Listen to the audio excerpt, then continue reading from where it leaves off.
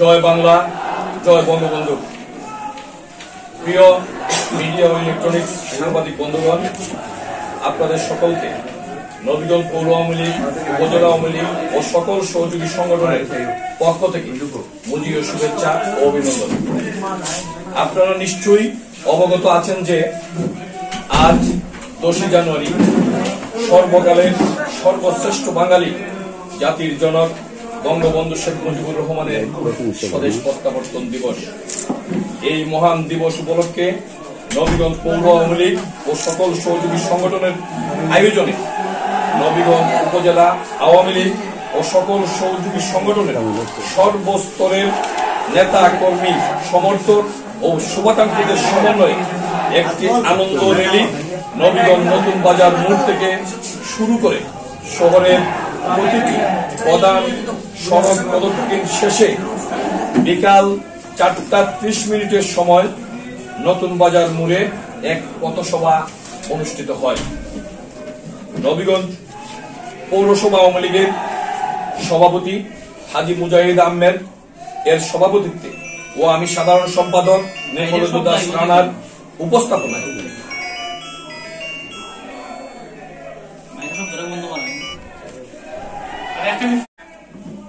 অনুষ্ঠিত এই পথসভায় উপস্থিত থেকে বক্তব্য রাখেন যুব মহিলা লীগ কেন্দ্রীয় কমিটির সাধারণ সম্পাদক, সাবেক এমপি অধ্যাপিকা অপু উকিল সহ কেন্দ্রীয় আওয়ামী যুবলীগ, হবিগঞ্জ জেলা ও নবীগঞ্জ উপজেলা আওয়ামী লীগের এবং সকল সহযোগী সংগঠনের নেতৃবৃন্দ তাদের বক্তব্য শেষ করার পর সভাপতির বক্তব্যের শেষ প্রান্তে এসে নতুন বাজার মূলস্থ সভাস্থলে হঠাৎ বিকট আওয়াজ শুনতে পাই। এ সময় চারদিক দোয়ায় আচ্ছন্ন হয়ে যায়। সবাই আগত নেতাকর্মী ও পথচারীরা চারদিকে ছুটাছুটি করতে থাকে। এতে বিভিন্ন সহযোগী সংগঠন ও সংগঠনের 3 জন কর্মী গুরুতর আহত হন। ঘটনার অবহিত পরে পুলিশ সহ আওয়ামী লীগের সিনিয়র নেতৃবৃন্দ, ব্যবসায়ী নেতৃবৃন্দ ঘটনাস্থলে এসে বোমা সদৃশ্য কিছু ডিবা, পেট্রোল বোমাকৃতির পেপসি বোতল ঘটনাস্থলে দেখতে পান। যেহেতু স্বদেশ প্রত্যাবর্তনের এই পথসভা নবীগঞ্জ পৌর নির্বাচনকে সামনে রেখে নৌকা প্রতীকের সমর্থকদের উপস্থিতিতে এই পথসভা এক বিশাল জনসভায় রূপ নেয় এবং তা দেখে আমাদের প্রতিদ্বন্দ্বী বিএনপি প্রার্থী ও তাদের সমর্থকরা দিশাহারা হয়ে যায়। আমাদের সমাবেশ স্থলে এই চূড়াগুপ্তা বোমা হামলা ঘটাতে পারে বলে আমরা ধারণা করছি। এই বিষয়টিকে কেন্দ্র করে আমাদের সাংগঠনিক পর্যায়ে সাংগঠনিক বৈঠক হবে। আপনাদের সকলকে ধন্যবাদ। জয় বাংলা, জয় বঙ্গবন্ধু। আচ্ছা, আপনি যে সংবাদ শুনলেন, যে বক্তব্য পাঠ করলেন, আপনাদের যে বোমা হামলা হয়েছে, আপনি তো বললেন যে ধারণা করা হচ্ছে, এই বোমা হামলাটা কি আপনি মনে করেন যে পরিকল্পিত কোনো কিছু অংশ?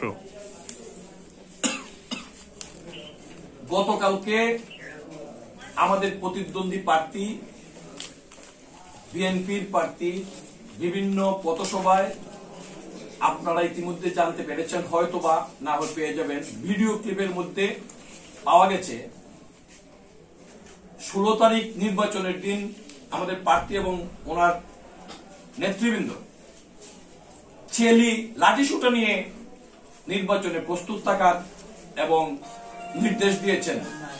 এই ধারণা থেকে আমরা বলতে পারি যে এই সন্ত্রাসী কর্মকাণ্ড এবং আগামী 16 তারিখ নির্বাচনকে রেখে নৌকার সমর্থকদের যে আজকে যে পথসভা যেভাবে জনসভায় রূপান্তরিত হয়েছে, হিংসান্বিত হয়ে এই কর্মকাণ্ড করতে পারে। আপনারা এই বোমা হামলা বা ককটেল হামলা যেটি বললেন, এই বিষয়ে কি মামলা করার কোন পরিকল্পনা আছে? এটা আমাদের সাংগঠনিক ভাবে বসে আমরা সিনিয়র পর্যায়ে বসে আমরা সিদ্ধান্ত নেব। আমরা আপনাদের কতজন নেতা কর্মী আহত হয়েছিল বলে আসলে আমরা জানতে চাচ্ছি। এটা স্পষ্টভাবে উল্লেখ করা আছে, পর্যন্ত সহযোগী সংগঠনের 3 জন কর্মী আমাদের আহত হয়েছে খবর পাওয়া গেছে। আপনাদের পরবর্তী পদক্ষেপ কি কিংবা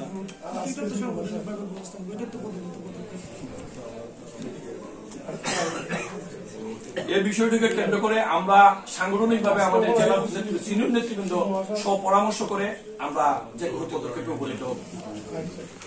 এটা কি কোনো রাজনৈতিক প্রতিহিংসা বলে মনে করেন আপনি? এটা নির্বাচনকে সামনে রেখে অবশ্যই রাজনৈতিক প্রতিহিংসার। আজকে মূলত কিসের মিটিং ছিল? আপনার স্বদেশ প্রত্যাবর্তন দিবস উপলক্ষে না আপনার নির্বাচনী কোনো পথসভা ছিল? স্পষ্টভাবে আমাদের স্বদেশ প্রত্যাবর্তনে স্বাগত আছে। ধন্যবাদ।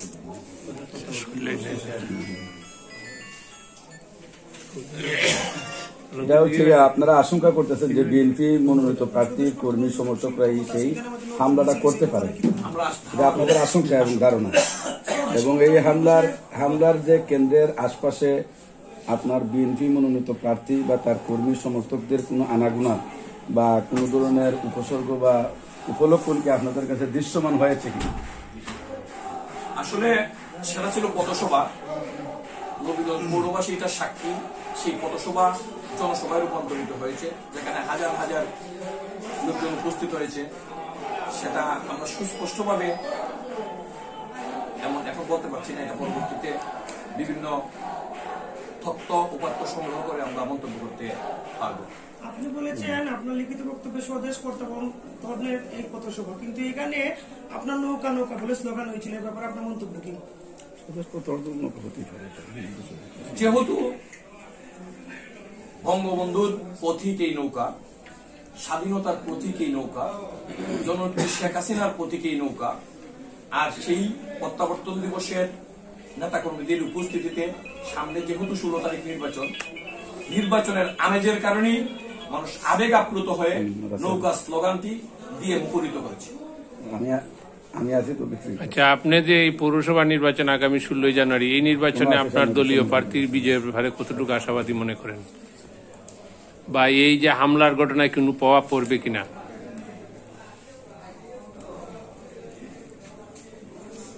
নবীগঞ্জ আমাদের আওয়ামী লীগ মনোনীত প্রার্থীর বিজয়ে আমরা পুরাপুরি আশ্বস্ত 100% যে আমরা বিজয় জনগণের ভোটে আমরা নির্বাচিত হব। কিন্তু আজকের এই অতর্কিত বোমা হামলার কারণে আমাদের কর্মী সমর্থকদের মধ্যে মনে বিরাট আতঙ্কের জন্ম হয়েছে আমি বলে মনে হচ্ছে। আসসালামু আলাইকুম। হিন্দুদের প্রতি আদাব। প্রিয় সাংবাদিক ভাইয়েরা, শান্তির শহর নবীগঞ্জ যখন পৌর নির্বাচনকে কেন্দ্র করে উৎসবের রূপ নিচ্ছে, তখন আমার প্রতিদ্বন্দ্বী গোলাম রসুল রাহেল চৌধুরী নানা অপতৎপরতা চালিয়ে নির্বাচনী পরিবেশকে উত্তপ্ত করে তুলেছেন। তিনি বারবার নির্বাচনী আচরণবিধি লঙ্ঘন করে অবৈধ প্রভাব বিস্তারের অপচেষ্টা চালাচ্ছেন। নির্বাচনী প্রচার কাজে নেমে তিনি মানুষের সাড়া না পেয়ে বারবার কেন্দ্রীয় নেতাদের নবীগঞ্জ এনে নবীগঞ্জ শহরে মিছিল স্লোগান দিয়ে আমার বিরুদ্ধে মিথ্যা অপপ্রচার চালিয়ে নির্বাচন আচরণবিধি লঙ্ঘন করে চলেছেন। আজ নবীগঞ্জ নতুন বাজার মোড়ে পথসভা করে একটি যানজটের সৃষ্টি করেন। এতে কে বা কারা একটি ককটেল নিক্ষেপ করে। এ ঘটনায় আমি ও আমার সমর্থকদের জড়িয়ে সন্দেহ পোষণ করে খালিক মঞ্জিলে যে সংবাদ সম্মেলন করা হয়েছে তার কোনো ভিত্তি নেই এবং সম্পূর্ণ কাল্পনিক ও ভিত্তিহীন এ বক্তব্যের নিন্দা ও প্রতিবাদ জানাই।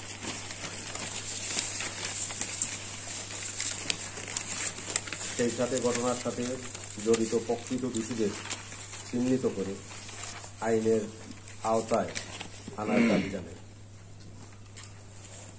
প্রিয় সাংবাদিকবৃন্দ, আপনারা অবশ্যই অবগত আছেন আমার নেতাকর্মী ও সমর্থকদের নির্বাচনী প্রচারণায় হয়রানি এবং গ্রেপ্তার করা হচ্ছে। ইতিমধ্যে আমার নেতাকর্মীদের গ্রেপ্তারের ঘটনার তীব্র প্রতিবাদ জানাই এবং অবিলম্বে তাদের মুক্তির দাবি জানাই। আমার প্রিয় পৌরবাসীকে শান্তি ও ধৈর্য ধরার আহ্বান জানাই এবং আগামী 16 জানুয়ারির নির্বাচনে উৎসবমুখর পরিবেশে ভোট দেওয়ার আহ্বান জানাই। ধন্যবাদ আনতে আলহাজ সাবির আহমদ চৌধুরী। সবাইকে ধন্যবাদ।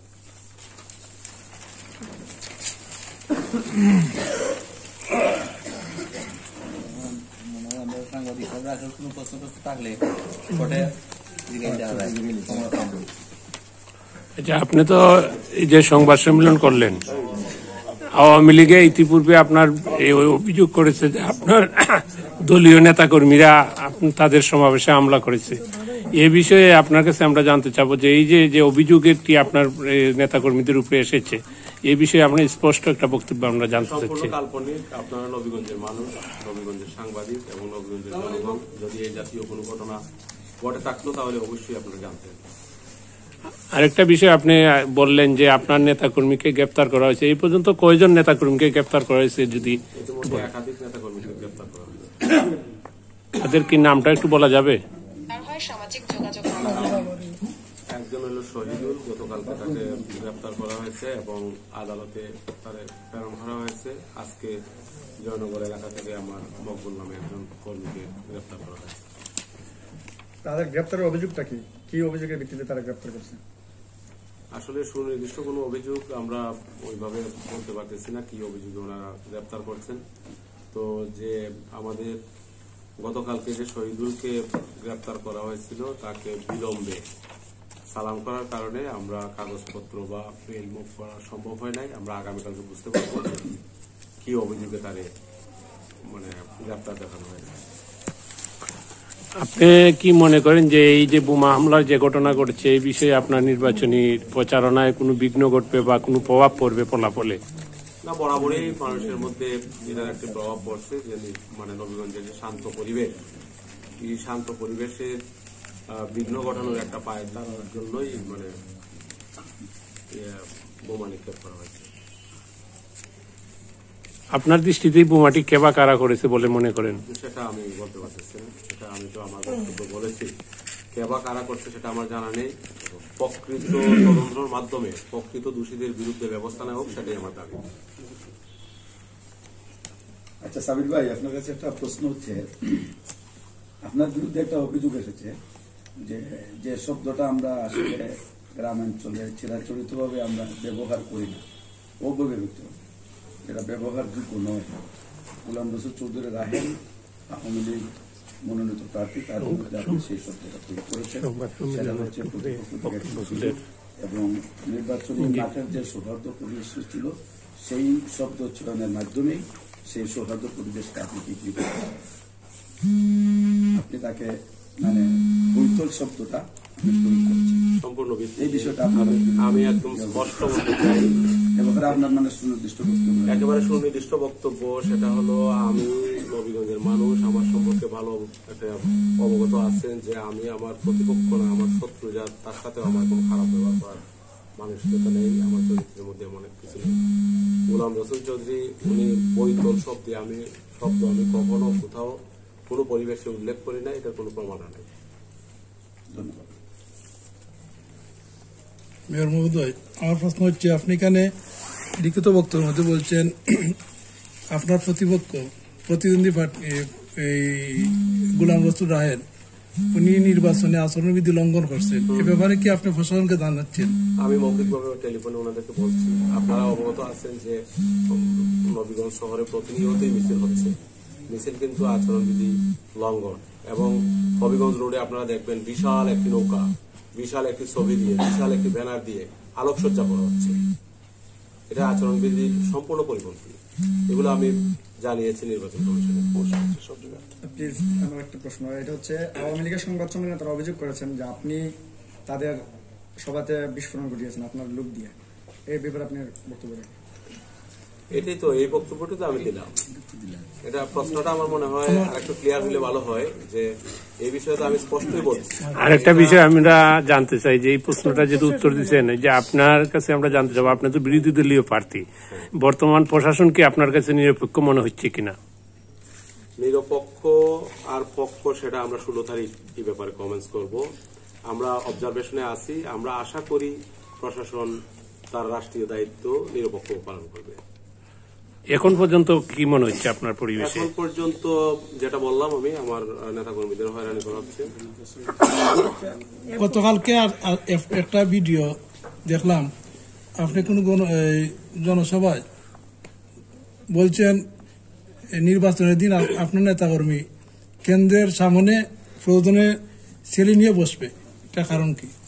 এটার কারণ হলো আমার প্রতিপক্ষ যিনি, তিনি প্রকাশ্যে বলছেন যে ভোট হবে না, ভোটের প্রয়োজন নেই, তিনি এমনিতেই নির্বাচিত হয়ে যাবেন।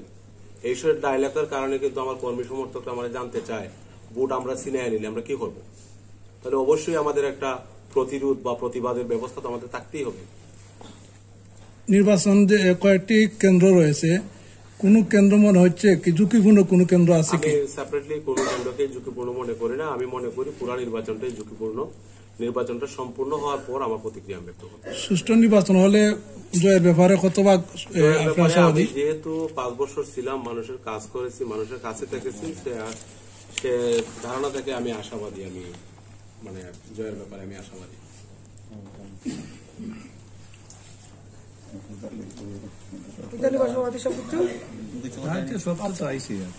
আমি মেয়র দৃষ্টি আকর্ষণ করছি। আসলে আমরা যে নবীগঞ্জের বাসিন্দা, কিংবা আমিও পৌরসভার একজন নাগরিক, তো আমি এই পর্যন্ত 4টি নির্বাচন দেখেছি অতীতে। খুব মানে ওই অজ্ঞত নির্বাচনে আপনার দানের শীষ নৌকা প্রতীকে নির্বাচন হয়েছে, আমরা নবীগঞ্জ পৌরবাসী দেখেছি।